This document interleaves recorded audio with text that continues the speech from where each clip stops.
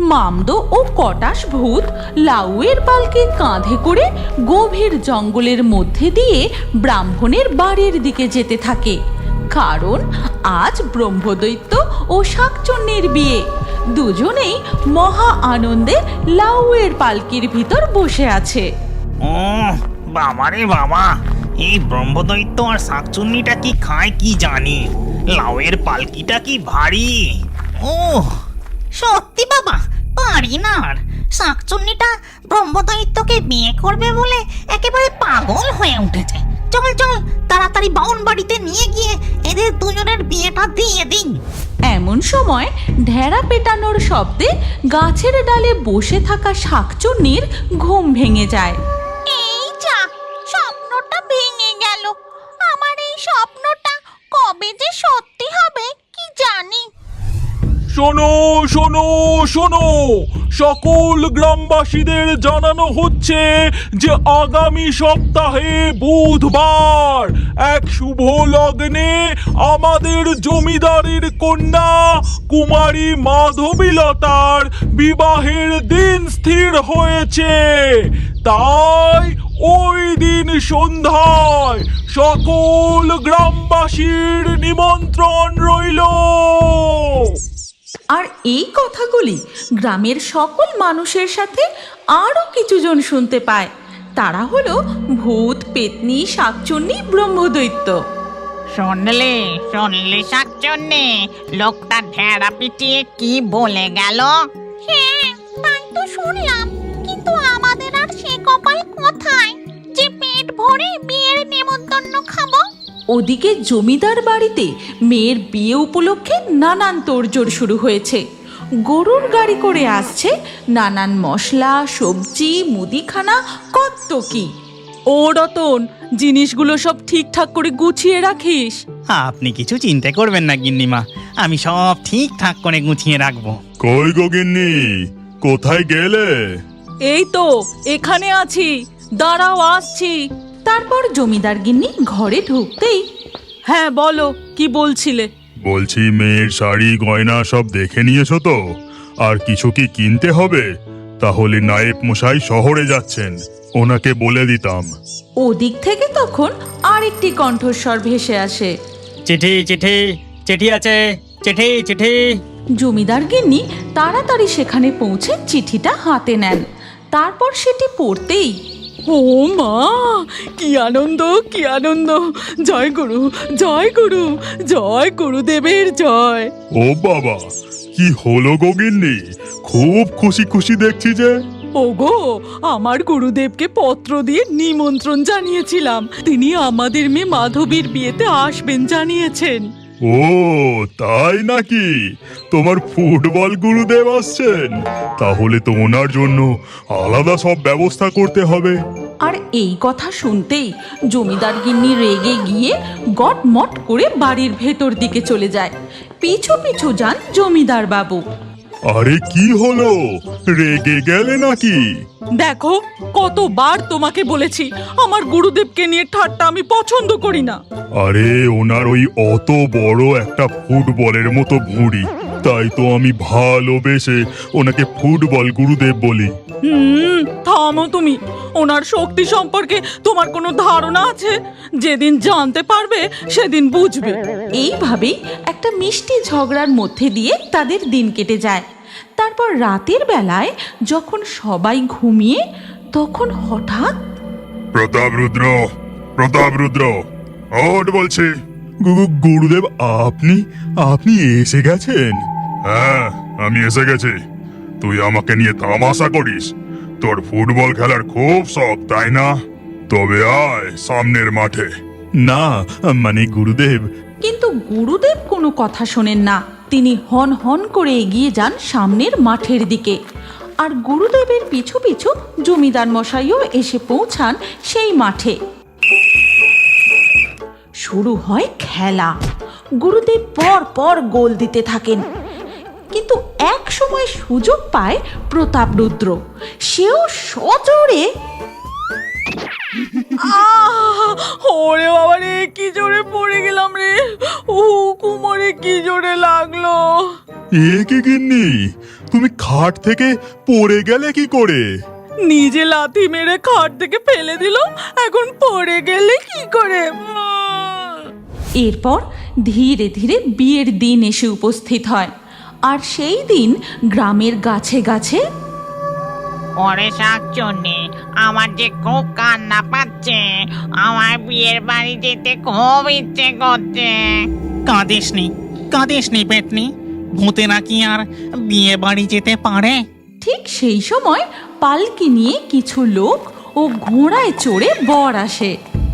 না না না রে না না না না রে না। ওদিকে তখন জমিদার বাড়িতে ওগো, সবাই উলু দাও, শঙ্খ বাজাও, বর ঘোড়ায় চড়ে পালকি নিয়ে বিয়ে করতে চলেইছে যে। আর সাথে সাথে শাঁখ বেজে ওঠে, উলুধ্বনি শোনা যায়, আর এই শব্দে ও রান্নার গন্ধে আর পারা যাচ্ছে না, আমি বিয়ে বাড়ি যাবই। আচ্ছা বেশ, আমি জাদু করে তোদেরকে সকলকে মানুষের রূপ প্রদান করছি।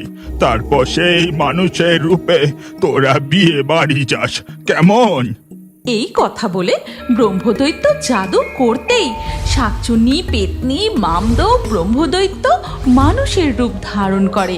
তারপর জাদু করেই সোজা গিয়ে পৌঁছায় একেবারে জমিদারের রান্নাঘরে।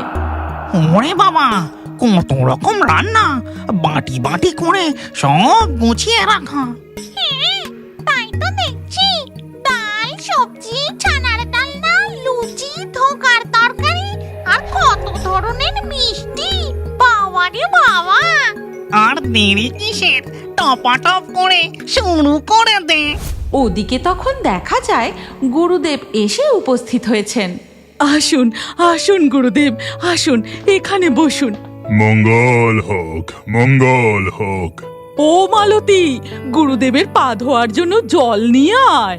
এরপর মালতী একটা থালা ও এক ঘটি জল নিয়ে আসে।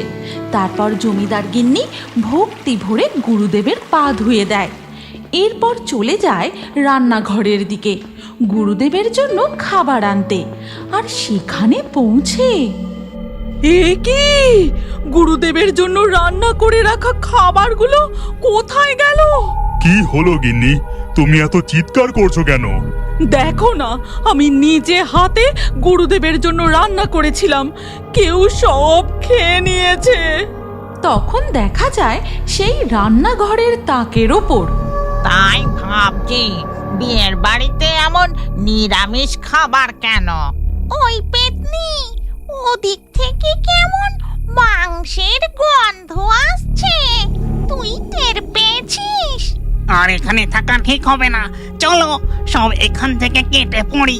এই বলে তারা সেখান থেকে অদৃশ্য হয়ে যায়। আর ওদিকে তখন দেখ, আমার কেমন যেন মনে হচ্ছে এই বিয়ে বাড়িতে আমি কেমন যেন ভূত ভূত গন্ধ পাচ্ছি। কি বলছেন গুরুদেব? তবে কি তেনারাই আপনার জন্য রান্না করা খাবারগুলো খেয়ে গেছে? কারণ বিড়াল ঢোকার কোনো সম্ভাবনাই ছিল না। রান্নাঘরে আমি নিজে হাতে তালা দিয়ে চাবি আমার কাছে রেখেছিলাম। আমি নিশ্চিত ওই ভূতেরা এখানেই উপস্থিত আছে। আমি এক্ষুনি অদৃশ্য বলয় তৈরি করে ওদের ধরবো। আর সাথে সাথেই তিনি এক অদৃশ্য বলয় তৈরি করেন। এ বাড়িতে যত অতিথি আছো, সবাই একে একে আমার সামনে এসে দাঁড়াও। এবার কি হবে? আমরা কি তবে ওই গুরুদেবের ঝোলায় বন্দি হয়ে যাব? ওরে বাবা রে!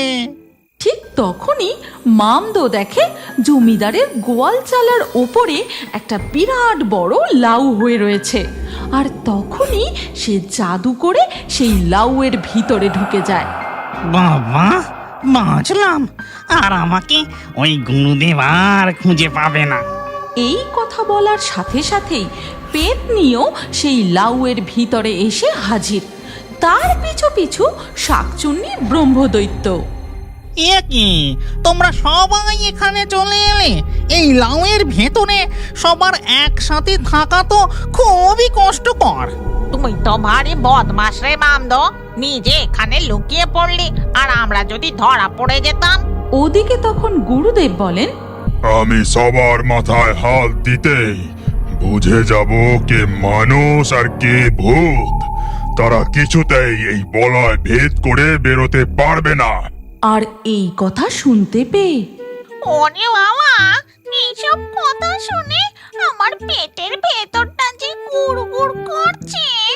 চুপ, একদম চুপ, বেশি কথা বলিস না শাকচুন্নি, না হলে লাউ চাল থেকে গড়িয়ে গড়িয়ে মাটিতে পড়ে ফেটে যাবে। ওরে বাবা রে, মনে হচ্ছে মাংসটা অনেক বেশি খাওয়া হয়ে গেছে।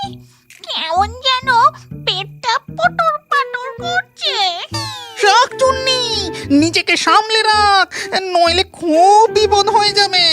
আর ওদিকে তখন গুরুদেব সবার মাথা ছুঁয়ে ছুঁয়ে ভূত খুঁজে চলেছেন। আয়, বেরিয়ে আয় বলছে।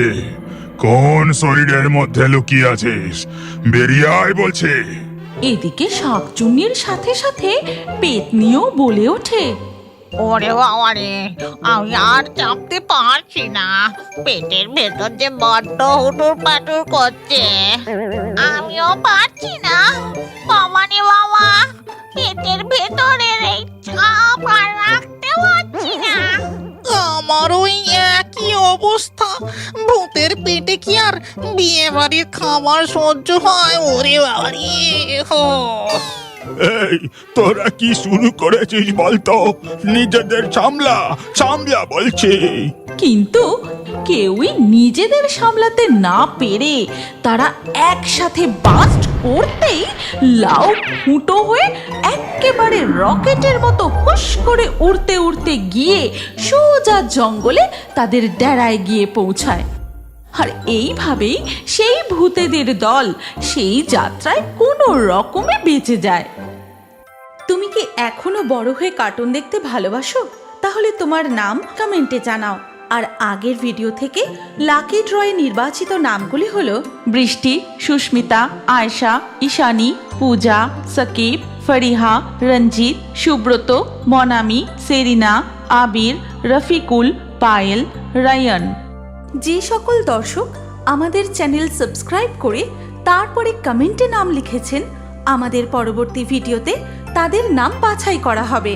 তাই ফেয়ারি টোনস ইউটিউব চ্যানেল অবশ্যই সাবস্ক্রাইব করবেন এবং স্ক্রিনের উপরে আসা আমাদের পরবর্তী গল্পটিও দেখুন। তাতেও আপনার নাম থাকতে পারে, না থাকলে আবারও আপনার নাম পরবর্তী ভিডিওতে লিখে দিন। কি ভাবছেন?